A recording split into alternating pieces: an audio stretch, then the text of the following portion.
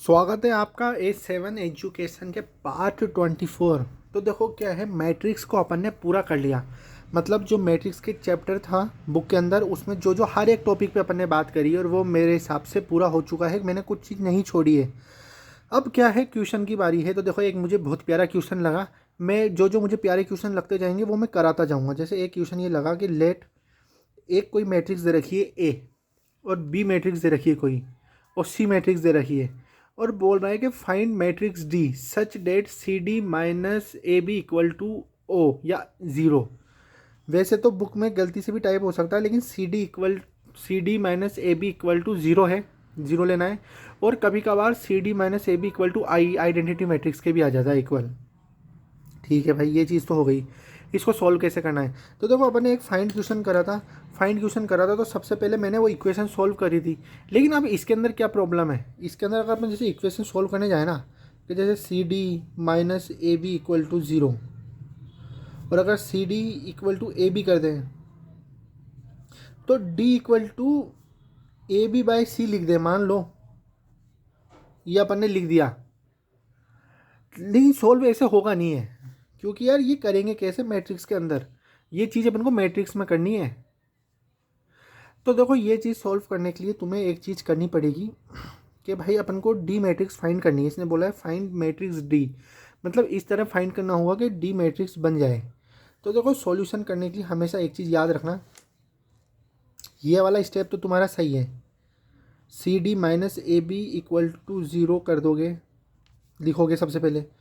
फिर तुम ऐसे भी लिख सकते हो C D equal to A B, लेकिन इसका कोई लॉजिक नहीं है। अब देखो क्या करना होता है आपको। जैसे डी इक्वल टू एक कोई मैट्रिक्स है, आपको डी इक्वल टू कोई से भी जो, क्योंकि देखो 2x2 की मैट्रिक्स चल रही है, 2/2 की, तो 2/2 की एक मैट्रिक्स सपोज करनी है। तो let D is equal to A B C D लिखोगे, ये लिख दिया आपने। फिर उसके बाद आप क्या करोगे, जैसी इक्वेशन बोली गई है इस इक्वेशन में सारी वैल्यू पुट कर दोगे। तो मैं वैल्यू पुट कर देता हूँ जल्दी से। देखो 2538 वैल्यू कर दी। अब ये वाली वैल्यू जल्दी से पुट कर देता हूँ मैं। तो देखो, सी वैल्यू 2538 लिख दी, 2538। ए बी सी डी अपन ने कोई मैट्रिक्स मानी है डी की, माइनस लगाया जैसे इक्वेशन में बोल रहा था ए बी। ए लिखी 2 - 1 3 4, 2 - 1 3 4, और बी 5274, 5274 इक्वल टू ज़ीरो। अब देखो, ये जो ज़ीरो है ये भी 2 × 2 मैट्रिक्स का ही होगा, मतलब इसको भी अपन आगे इसका यूज़ करेंगे तो 0 0 0 0 2x2 का यूज़ करेंगे। तो ये तो इतनी सिंपल तो अंडरस्टैंडिंग है। अब इसको सॉल्व कैसे करते हैं, अपन को करना होगा लीनियर इक्वेशंस बनाकर। लीनियर इक्वेशंस किस तरह बनाएंगे मैंने ये चीज़ सिखा रखी है, लेकिन मैं एक बार और सिखाऊंगा आपको। सबसे पहले आपको ये लग रहा है कि यार ये दो चीज़ का मैट्रिक्स का मल्टीप्लिकेशन हो सकता है और इसका भी मल्टीप्लिकेशन हो सकता है। तो अपन मल्टीप्लिकेशन तो करेंगे ही करेंगे। अपन को 2 × 2 ऑर्डर की कोई एक मैट्रिक्स मिल जाएगी, यहाँ से माइनस का साइन, और यहाँ से कोई 2 × 2 क्रॉस ऑर्डर की मैट्रिक्स मिल जाएगी। देखो किस तरह मिलेगी, ये मिलेगी 2a + 5c। रो का कॉलम से मल्टीप्लाई करते हैं तो ये तो आता ही है। तो 2a + 5c, 5a नहीं, इसका इससे अब 2b 5d, 2b प्लस, थोड़ा सा ब्रैकेट छोटा पड़ गया यार, 2b + 5d, थोड़ा सा छोटा पड़ गया, मान लेना ब्रैकेट यहाँ से स्टार्ट हो रहा है ना, तुम मान लेना, इतनी तो अंडरस्टैंडिंग रखोगे यार तुम भी। 3a + 8c, 3a + 8c, और इसका इससे कर दिया। अब 3b + 8d, ये हो गया तुम्हारे सामने। अब इसका मल्टीप्लाई मैं लिख देता हूँ जल्दी से। एक देखो, ये वाला तो मैंने तुम्हारे सामने इसलिए करा क्योंकि ए बी सी डी आ रहा था, ये तो तुम कर ही लोगे, आंसर चेक कर लेना। तो यार ये आ गया है 304322। और मैंने तुम्हें कहा था कि मैं ये ओ मैट्रिक्स का यूज़ इस तरह करूँगा कि 0 0 0 0 2x2 की मैट्रिक्स में लिख सकता हूँ। ये मेरे पास हक तुमने दिया है। अब देखो, ये एक मैट्रिक्स है, ये माइनस का साइन है, ये है माइनस, मैंने तुम्हें सिखाया ही था माइनस किस तरह करते हैं। तो तुम लिखोगे 2a + 5c - 3, ये एक हो गया पूरा है। ये एक, ये रो का पहला एलिमेंट या कॉलम का पहला एलिमेंट पूरा है। फिर इधर लिखेंगे 2b प्लस 5D माइनस 0 तो कुछ होता नहीं है तो वो हट जाएगा। 3A plus 8C minus 43। 3B plus 8D minus 22 equal to 0 0 0 0। ये अपने पास एक इक्वेशन बन गई जिसके अंदर देखो ये ए है, ये सी है, ये ए सी, मतलब अगर ये दो इक्वेशन लें तो इससे अपन ए सी की वैल्यू निकल जाएगी, बी डी इन दोनों से निकल जाएगी। तो देखो अपन निकाल के देखते हैं, निकालना भी सिखा देता हूँ मैं, कभी तुम्हें फ्यूचर के अंदर काम में आए तो ऐसे निकालते हैं। निकालना बड़ा सिंपल होता है। किस तरह निकालते हैं देखो, 2A plus 5C minus 3 equal to 0। इसका इक्वेशन इक्वल टू 0 ये कर दिया। ये इक्वेशन बनाना सीखो, ऐसे बनती है। लीनियर इक्वेशन जब बनाओगे तो आपको यूज़ आएगा किस तरह बनती है। और एक इक्वेशन में ले रहा हूँ 3A plus 8C minus 43 equal to 0। देखो दो मेथड होते हैं इसको सॉल्व करने के, या तो आप एलिमिनेशन करके सॉल्व कर सकते हो, या फिर बहुत सिंपल वे होता है, यहाँ से ए की वैल्यू निकालो और वो ए की वैल्यू इसमें पुट कर दो। देखो सब्सटीट्यूशन, एक होता है सब्सटीट्यूशन वाला और एक होता है एलिमिनेशन वाला। तो कोई सा भी मेथड आप यूज़ कर सकते हो, आपकी सहूलियत होती है। तो मैं देखो सब्सटीट्यूशन करता हूँ।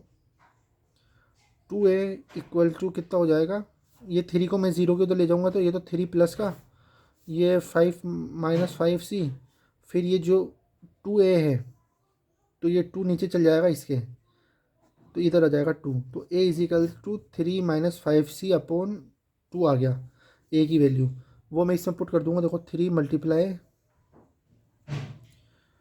3 minus 5C upon 2 plus 8C minus 43 equal to 0। देखो सी की वैल्यू आ गई। अब एक वैल्यू ही हो गई अपने पास। अब अपन सॉल्व करेंगे तो ये कितना हो गया, 3 3 ज़ा 9 माइनस 15C। अब देखो 3 माइनस 5C अपन तो पूरे में था तो 2 plus 8C minus 43 equal to 0। LCM ले लो, तुम एलसीएम लोगे और एलसीएम लेते ही तुम्हारे पास जो आंसर आएगा, देखो इधर लेते हैं एलसीएम एक बार। एलसीएम लेते हैं 2 का एलसीएम ले लिया तो 9 माइनस 15C प्लस 116, 2 8 16 माइनस और 43 2 हो जाएगा तो कितना हो गया 6 8 4 2 8 86 इक्वल टू 0 आ गया।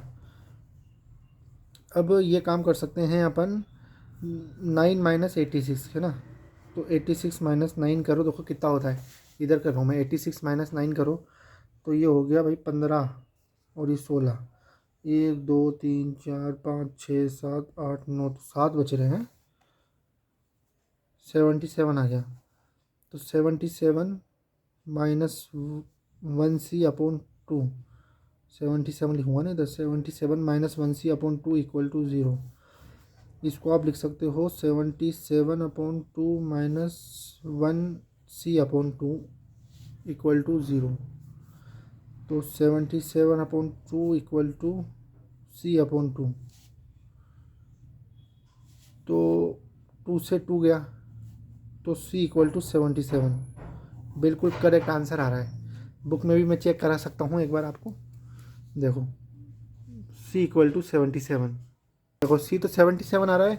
बाकी A इन्होंने जो बुक ने बोली, एक तो मैंने वैल्यू सॉल्व करवा दी, -1 अपॉन 91, C बता ही दिया, B आ रहा है -110 और D आ रहा है 44। तो देखो अगर C 77 आ गया तो क्या करना है, C की वैल्यू तो यहाँ से मिल जाएगी तुम्हें, A की वैल्यू तो यहाँ से मिल जाएगी। 5 मल्टीप्लाई 77 माइनस 3 कर दो, देखो कर ही देते हैं एक बार। 77 मल्टीप्लाई कितना है 5 करना है, क्योंकि C की वैल्यू 5 आई है तो 5 7 5 जा 35, 5 3 7 5 जा 35, 36 37 38 आ गया, 38 माइनस 3 तो ये हो गया 382 है ना, 382 और माइनस में चल जाएगा, इधर हो जाएगा तो, और 2 से डिवाइड करेंगे तो ये हो गया 2 1 जा 2, 1 आ रही है, और 2 9 जा 18, मतलब माइनस का 191, ए इजिकल टू माइनस का 190। सही आ रही है भाई, यही वैल्यू तो दो तो सही हो गई, मैंने कंफर्म कर दी। दो वैल्यू तुम चेक करना और इस तरह सॉल्व करते हैं। अब इसमें कैसे सॉल्व करेंगे, देखो ए निकल गया, सी निकल गया, बी और डी इसी इक्वेशन से सॉल्व हो जाएगा। फिर अपन ने जो मैट्रिक्स मानी है, जो डी मैट्रिक्स मानी है ए बी सी डी, उसकी जगह आप ये वैल्यू लिख दोगे भाई, A is equal to -91, B equal to -110, C equal to 77 and D equal to 44। ठीक है, ये निकालने के बाद अब मैं आगे और बताता हूँ। उसके बाद तुम एक चीज़ चेक कर सकते हो, क्या चीज़ चेक कर सकते हो, क्वेश्चन ने क्या बोला था, C D minus A B equal to 0, C D minus A B equal to 0 बोला था। तो तुम C D equal to A B करना, और अब सी और डी मल्टीप्लाई करना और ए और बी मल्टीप्लाई करना, और देखना दोनों मैट्रिक्स इक्वल आ रही है क्या। अगर इक्वल आ रही होगी तो जो तुमने आंसर निकाला है वो करेक्ट है। ये आखिर का काम होता है, क्योंकि वैसे क्वेश्चन ने पूछा नहीं, अगर वेरीफाई का पूछा होता तो अपन कर रहे होते, वेरीफाई का नहीं पूछा। तो ये क्वेश्चन बढ़िया था, इंटरेस्टिंग था, इसलिए लिया है। और अगर मुझे कोई ऐसा अच्छा इंटरेस्टिंग क्वेश्चन मिलेगा तो मैं लूँगा। तो बस यार, आज की इस वीडियो में इतना ही।